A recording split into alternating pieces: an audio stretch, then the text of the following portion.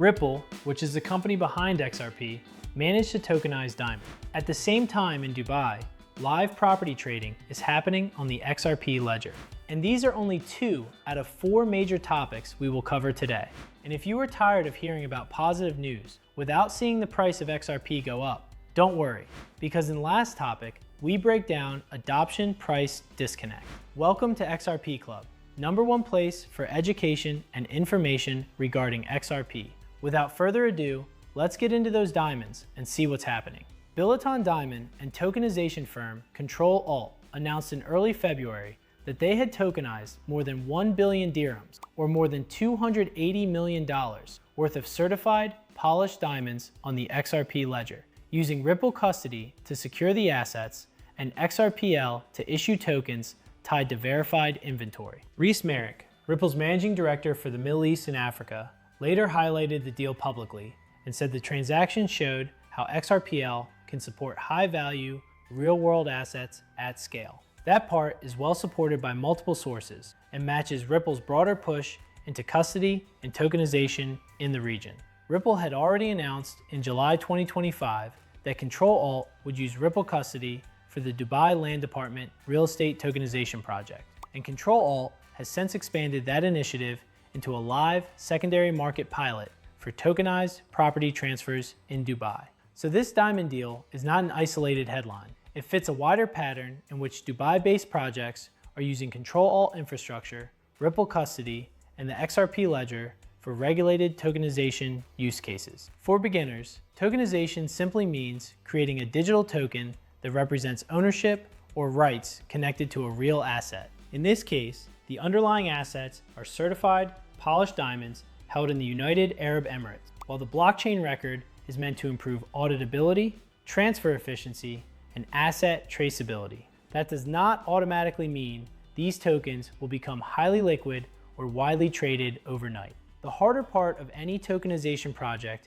usually comes after issuance. It depends on legal enforceability, investor access, market demand, custody standards, and the quality of the trading venue. That is why the UAE regulatory angle matters here. Ripple's July 2025 announcement said Control Alt had secured a VARA license for issuer-related services, and more recent Control Alt materials continue to describe the company as a licensed virtual asset service provider with broker-dealer and issuer permissions in Dubai.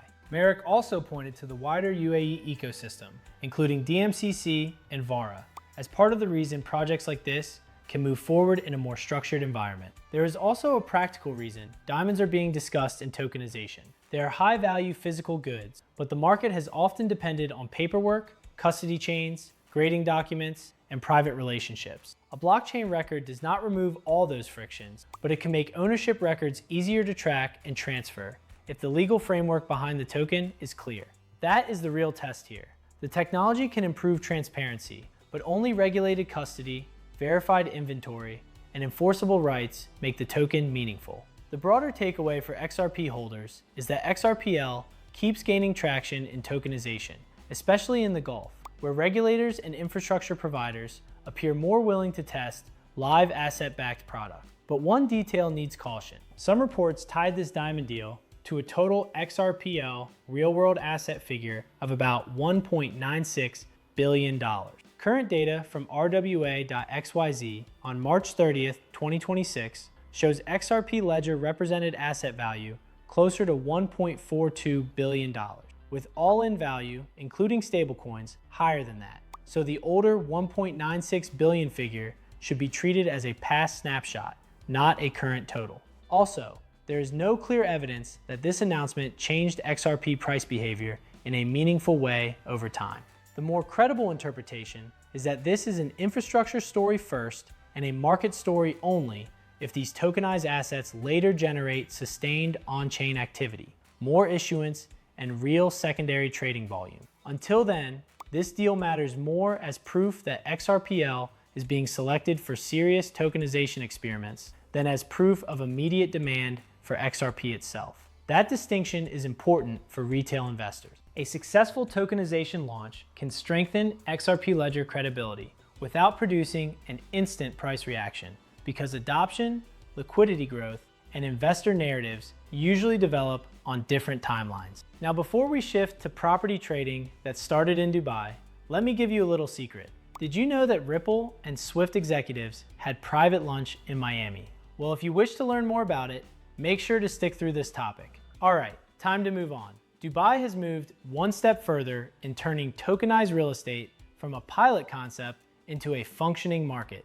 And this time, the important development is not the initial issuance of property tokens, but the fact that those tokens can now be resold inside a controlled secondary market on the XRP Ledger. On February 20th, 2026, the Dubai Land Department and infrastructure partner Control Alt announced Phase 2 of the real estate tokenization project, enabling secondary market trading for tokenized property assets under a regulated pilot framework. The project builds on Phase 1, which tokenized 10 properties with a combined value of more than $5 million, or about 18.5 million dirhams, and issued roughly 7.8 million tokens that are now eligible for resale among approved participants. Reese Merrick, Ripple's managing director for the Middle East and Africa, described the step as a major move for real-world asset adoption in Dubai, while Control Alt said the goal of this phase is to expand investor access and add liquidity options to the local property market. What makes this project more notable than a typical crypto headline is the structure behind it. Control Alt said the platform uses a dual token model with both ownership tokens and asset-referenced virtual asset management tokens, known as ARVAs, recorded on-chain. The ownership tokens represent the investor exposure to the underlying property, while the ARVA management tokens are designed to facilitate regulated transfers in the secondary market. According to Control Alt, keeping both token types on the XRP Ledger creates a single, immutable record that helps maintain ownership integrity and transaction history without forcing third-party distribution platforms to build the tokenization infrastructure themselves. In practical terms, this means the blockchain is not only being used as a record of issuance, but also as the settlement layer for regulated transfers after issuance, which is the part many tokenization projects struggle to reach. Another important detail is that the blockchain records are not operating in isolation. Control Alt and its partners say each completed transaction is synchronized with Dubai's official land registry, which is a key distinction because it keeps the legal property record and the on-chain record aligned.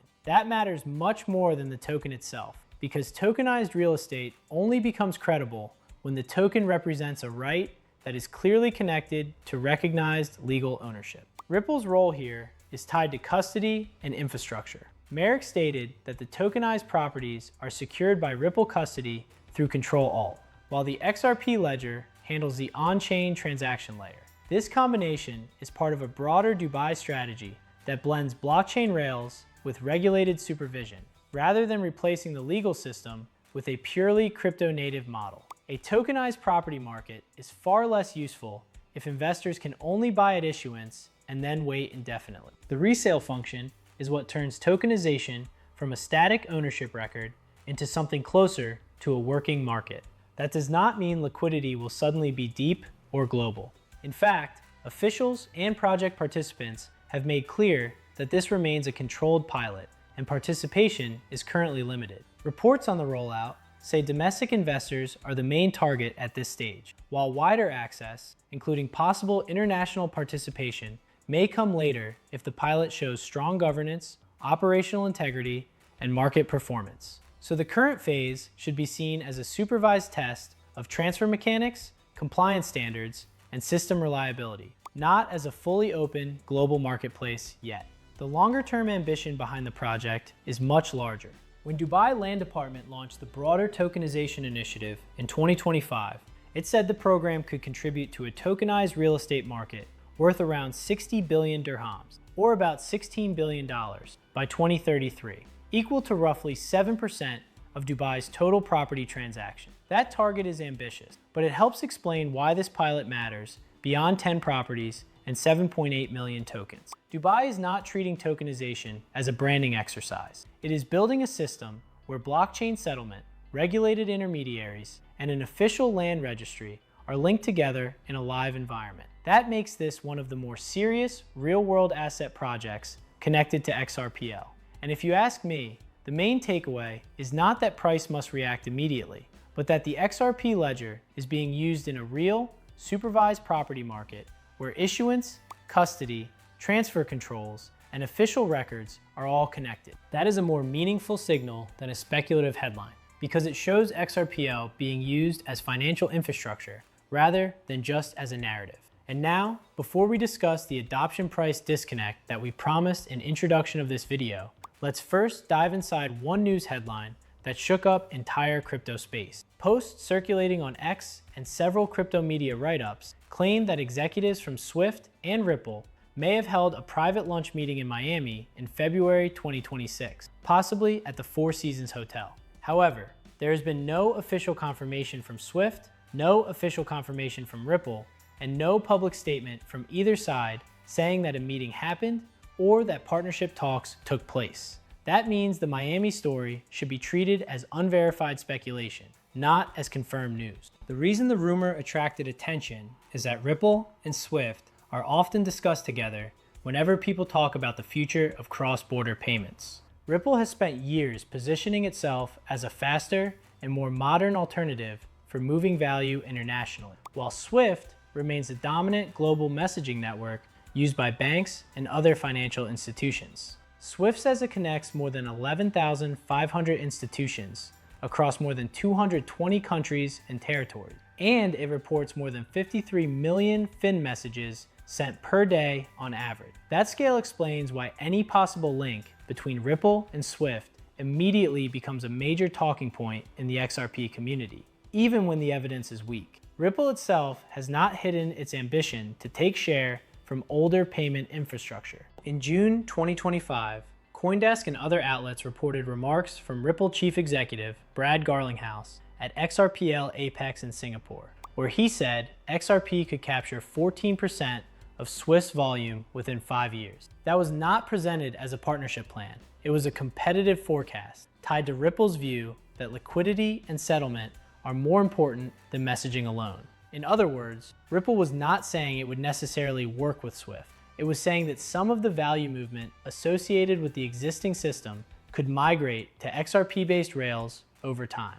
That distinction matters because many social media posts blur the line between competition and cooperation. At the same time, Swift has not ignored blockchain or tokenization.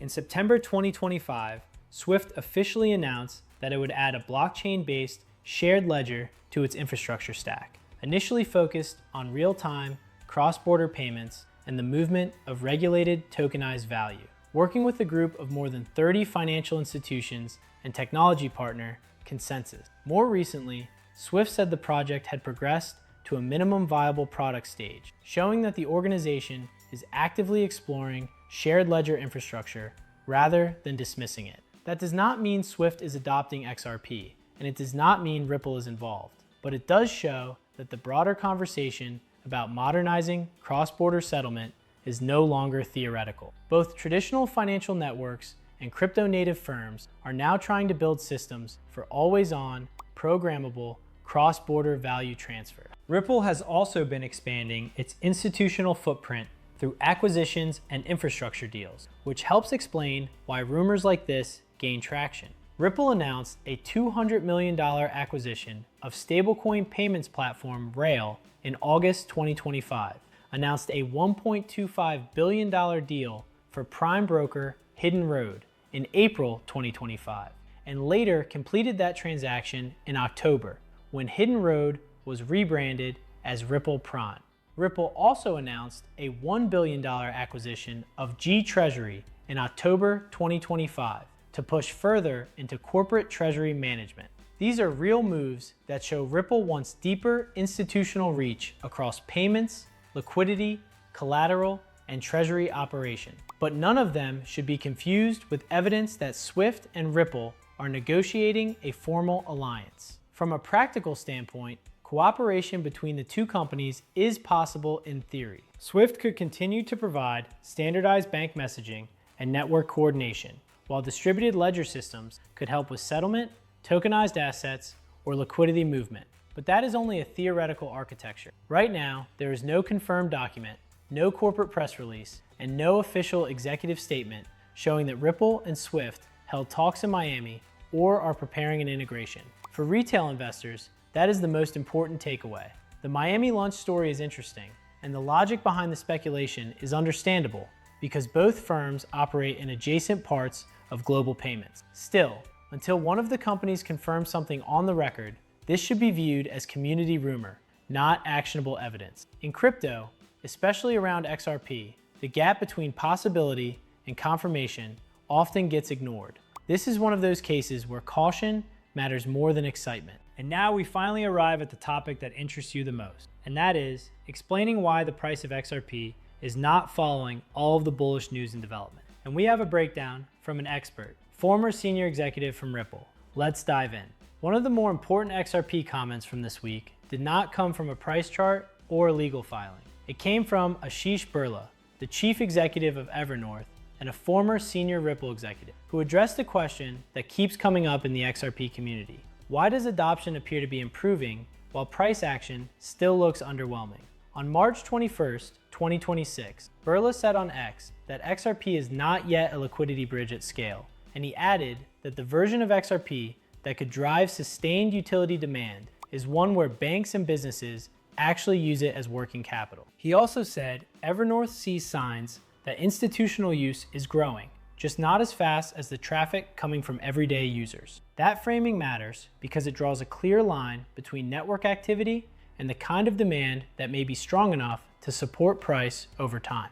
What Birla is really saying is that adoption headlines by themselves do not automatically create structural buy-side pressure. A blockchain can process more transactions, attract more tokenization pilots, and generate more retail attention without yet reaching the phase where large institutions need to hold meaningful amounts of the asset inside day-to-day operation. In XRP's case, the long-standing institutional thesis has been that banks, payment firms, and corporations could eventually use it as a bridge asset to move value across borders more efficiently. But Birla is pointing out that this has not happened at the scale needed to turn that thesis into consistent market demand. That is a sober message because it suggests that real utility is still developing in an uneven way. This does not mean nothing is happening. In fact, the opposite is true. Ripple and the broader XRPL ecosystem have been expanding infrastructure across custody, tokenization, payments, and treasury-related services. Evernorth itself was launched as a Ripple-backed XRP treasury company and announced plans in 2025 to go public through a merger expected to raise more than $1 billion, while holding XRP as a core reserve asset. Birla told Reuters at the time that the goal was to scale institutional adoption and increase XRP's presence in capital markets. That kind of strategy supports the idea that institutional infrastructure is being built. But building infrastructure and generating daily operational demand are not the same thing. Birla's recent comment suggests the first part is moving faster than the second. For retail investors, this is an important reality check. Many people assume that if tokenization deals are growing, if Ripple is making acquisitions, or if new financial products launch around XRP, then price should immediately respond. Birla's explanation pushes back on that assumption. He is effectively saying that the most important form of demand has to come from institutions actually needing XRP inside real workflows, not just from headlines, treasury positioning, or speculative interest. In simple terms, a bank using XRP as working capital for real settlement needs is very different from a trader buying XRP because they think adoption sounds bullish. One creates recurring utility demand, the other creates sentiment-driven demand that can fade quickly. It is also worth noting that Birla did not present this as a bearish attack on XRP. He explicitly said it was not investment advice or a price prediction. His point was more specific than that. He was explaining why there can be a disconnect between visible ecosystem growth and price behavior. That makes this less of an anti-XRP statement and more of a timing statement. The utility case may still be intact in his view, but it has not matured enough yet to dominate market pricing. That is a more measured interpretation than saying adoption does not matter. It means adoption matters, but only certain forms of adoption are likely to create sustained upward pressure. From a market perspective, the takeaway is cautious in the short term. If Birla is right, then retail enthusiasm and infrastructure expansion alone may not be enough to produce a durable move higher until more banks and businesses start using XRP in live capital flows. That tempers the idea that every bullish fundamental headline should translate into immediate price appreciation. At the same time, it does not invalidate the long-term thesis. It simply says the transition from narrative to measurable liquidity bridge demand is still underway and may take longer than many holders expected. For beginners, that is probably the cleanest way to read this story. XRP adoption may be expanding, but the type of adoption that could create persistent buy-side pressure is still maturing.